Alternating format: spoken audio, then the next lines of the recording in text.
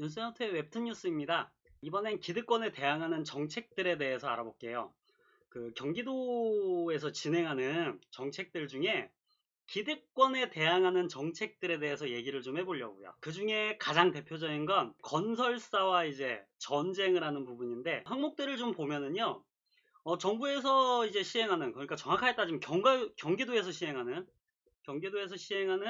그 건설에 대해서 건설 원가를 공개를 하고, 그게 정가가 아닌 실제 거래 가격으로 공사를 진행해서 예산을 절감하게 됐고요. 공공건설을 진행하는 경우에 노동자들한테는 그 정해져 있는 표준 일당 같은 게 있어요. 시중 노임단가라 하는데, 그 시중 노임단가로 지급할 수 있게 의무화. 그리고 하청업체 같은 경우 인건비가 뭐 안 나간다든지 자재비를 안 준다든지 이런 걸 체불 못하도록 시공사에서 하청업체, 그리고 일하는 사람한테까지 쭉 그 금액을 제대로 지급했는지를 관리하는 시스템을 운영해서 원청적으로 차단을 좀 했고요. 입찰이나 발주하는 경우에 요걸 가짜 사업자, 페이퍼 컴퍼니라고 많이 하는데, 그런 경우에 불합리한 입찰을 받아서 공사를 하는 경우를 막기 위해서 사업자를 강력적으로 단속하고 있어요. 그리고 그 아파트 보수 공사를 할 때 그 관리 비용 같은 게 좀 비효율적으로 쓰일 수 있어서, 기술자문단을 보수 공사하거나 관리할 때 전문적인 기술자문단이 다 확인을 해서 정상적인, 그리고 정확한 어느 정도 비용을 산출해서 그거를 아파트 쪽에 알려주면 그 비용에 맞춰가지고 진행해서 중간에 이제 비리로 비용을 떼먹지 않게 그렇게 처리를 하도록 진행을 하고 있고요. 그리고 불공정하게 입찰을 담합하는 그런 이제 세금 도둑들, 건설사들끼리 서로 막 이렇게 짜고 치고 하는 그런 것들을 한 번이라도 걸리면 아예 퇴출시켜버리겠다라는 그런 정책과 함께, 아파트가 다 만들어지고 나서 분양이 안 되는 경우도 있고, 그리고 맨 처음에 분양을 받았을 때 그 계약대로 안 만들어지는 경우가 많아서, 그렇게 가지 말고 다 지어지고 나서 분양을 받자라고 하는 후분양제를 실시하기 위해서 그거에 대해서 지금 정책을 만들어가고 있어요. 이런 식으로 여태까지 많은 비리들을 고쳐가고 벌써 한 1년 정도 진행하면서 예산을 상당히 많이 확보했다고 하네요. 뭐 이런 식으로 건설사들이 그 비리들을 막 하고 있다 보니까 세금이 많이 낭비가 됐었는데, 낭비를 막고 그걸 다시 복지로 돌리는, 기득권들을 이기는 그런 모습들을 좀 보여주고 있네요. 건설이 있다면은 부동산 거래가 있는데, 부동산 거래에도 비리들이 많아요. 첫 번째가 바로 청약 비리인데, 청약 받으려고 하면은 굉장히 치열하게들 고생을 많이 하세요.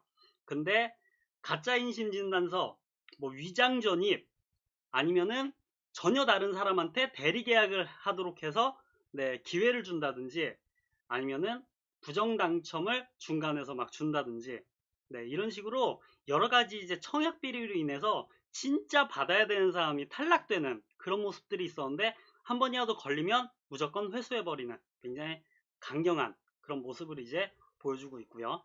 그리고 부동산 같은 데 가면 허위 매물 앞에다 붙여놓고 매물 있어요 라고 해서 들어가면은, 아 방금 나갔는데 이렇게 사기를 치거나, 늘 보여줄 때 이 아파트에 진짜 대부분 다 뭐 2억 3천, 2억 4천, 이렇게 지금 가격들이 나와 있는데, 지금 최근에 2억짜리 하나 나와 있는데 이건 바로 잡으셔야 돼요 라고 하면서 그 가짜 매물들로 실제 매물을 헐값해 보이게 하는 그런 행위들을 근절하겠다고 수시 단속을 하고 있다고 그러네요. 뭐 이런 것들을 하더라도 일시적인 현상이니까 이거는 이제 해결 방안이 아니다. 그래서 이재명 지사가 투기를 완벽하게 잡기 위해서는 국토보유세를 정해야 된다. 국가에서 지정해야 된다. 그걸 강하게 해서 토지를 딱 정해진 그런 용도로만 이용하게끔 하고, 그리고 토지로 인해서 수입이 생긴 것들은 부당 수입으로 판단해서 그거는 다시 국민들한테 나눠주자. 그래서 기본소득제로 가자라고 하는 이재명표 국토보유세를 토론회를 만들어서 국회에서 강력 주장을 했는데, 이 부분이 조금씩 긍정적 의견을 받고 있대요. 꼭 시행됐으면 좋겠네요. 그 다음에 혈세 지키기.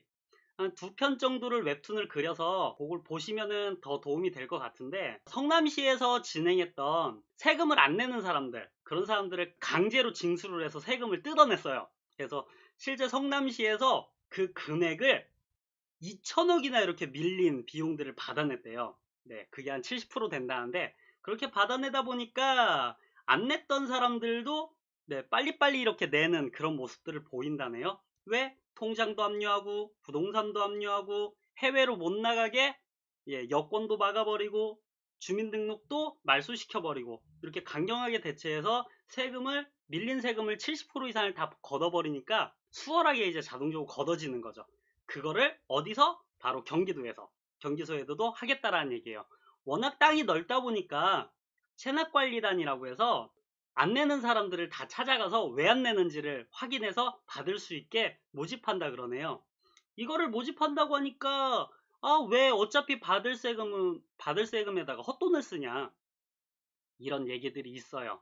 어차피 받을 세금이면은 이럴 일이 없겠죠. 안 내니까 하는 거죠. 내기 싫으니까 안 내는 거예요. 그걸 이제 뭐라 그러냐? 체납액이라 그러는데 자그만치 매년 8조 가까이가 못 걷어서 결손 처리라 해서 아예 못 받는 금액으로 소멸시켜 버린대요. 네, 그러면 안 되겠죠? 국민들한테 당연히 받아야 되는 돈인데, 그래서 이 금액들을 최대한 회수해서 한 3년 동안 뭐 2, 3조 정도를 걷겠다고 하네요. 충분히 할 수 있겠죠? 왜? 이미 했던 내용이니까. 마지막은 불법 사채, 성매매 이런 업체들을 소탕하겠다라는 얘기인데, 길거리 돌아다니다 보면 광고 전단지가 굉장히 많아요. 성남이나 지금은 경기도에서 광고 전단지에다가 현상금을 걸었어요. 가져다 주면은 뭐 50원, 200원 이렇게 해서 지급을 하겠다.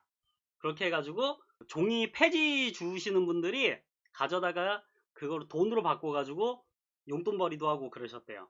그래서 요즘 광고 전단지를 보기가 힘들어요. 경기도 쪽은 특히 보기 힘들어요. 그거 그런 것들을 급습을 해서 전부 다 이제 잡아내는 거죠. 근데 급습을 하기까지 일주일 정도 걸린대요. 일주일 정도 걸린다니까 아무래도 그런 부분에 대해서 어려운 부분이 있어서 그 전화를 어떤 시스템에 등록을 해놓으면 그 시스템이 계속 전화를 걸어서 그 전화번호를 마비를 시킨대요. 영업 자체가 불가능한 거죠. 그래서 짧은 기간에도 아예 영업을 못하게 해서 그 업체들이 일주일 동안 후딱 돈을 벌고 도망가지 못하고 오픈함과 동시에 바로 망해버리게. 그럼 열심히 준비했는데 준비한 돈만 날리는 거겠죠. 걸리면 처벌도 받게 되고 그런 식으로 이제 절차를 진행을 해서 불법 사채와 성매매 모두 완전히 소탕을 하는 거죠. 그래서 그거 관련해서 그렸던 부분이 있으니까 같이 참고해 주세요.